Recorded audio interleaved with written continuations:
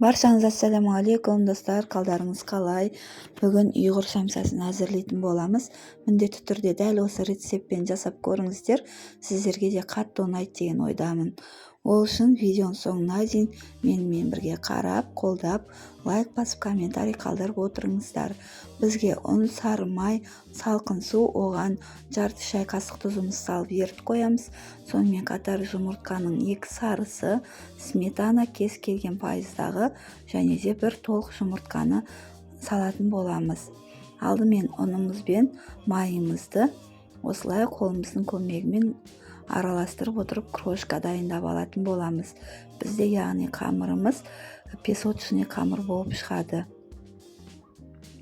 Енді кезекте жұмыртқа мен сметанамызды, оған салқын суымызды құйып, жақсылап тұрып араластырып алатын боламыз.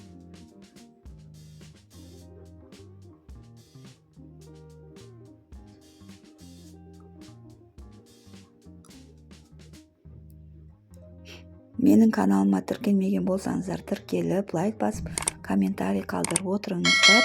Енді осы сметанамызды алып, ұнымызға құйып, жақсылап тұрып араластырып, қамыр илейтін боламыз.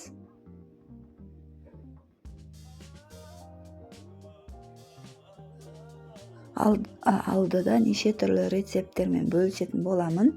Міндетті түрде каналыма қолдау білдіріп отырыңыздар. Жақындарыңызға, туыстарыңызға бөлісуді ұмытпаңыздар. Енді начинкасына бізде фарш және де пияз, қара бұрыш, тұз, сонымен қатар аздап зіра қосып жібердім. Өз қалауларыңыз бойынша қоспасаңыздар да болады. Жақсылап тұрып араластырып алатын боламыз. Бізде фаршымыз дайын. Енді біз қамырымызды жаятын боламыз. Бұл қамыр бізде холодильникте 25-30 минут демалып тұрды. Сонан соң алып, оны себелей отырып жайып алатын боламыз. Осылай жұп-жұқа етіп жайғаннан кейін сары майымызды ерітіп, суынан ажыратып, осылай қамырымызға жағатын боламыз. Оның үстіне ұнымызды аздап себеміз. Сепкеннен кейін рулет сияқты орап, осылай морозильникке 25-30 минутқа қатырып аламыз. Қатырып алғаннан кейін бірнеше бөлшектерге бөліп аламыз.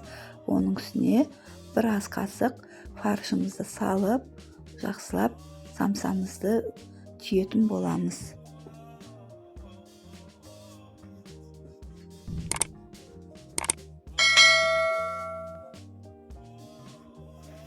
Түйіп болғаннан кейін формамызға салып, бетіне жұмыртқаның сарысын жағып, күнжутымызды сеуіп, пісіріп алатын боламыз. Ас болсын, жасап көріңіздер.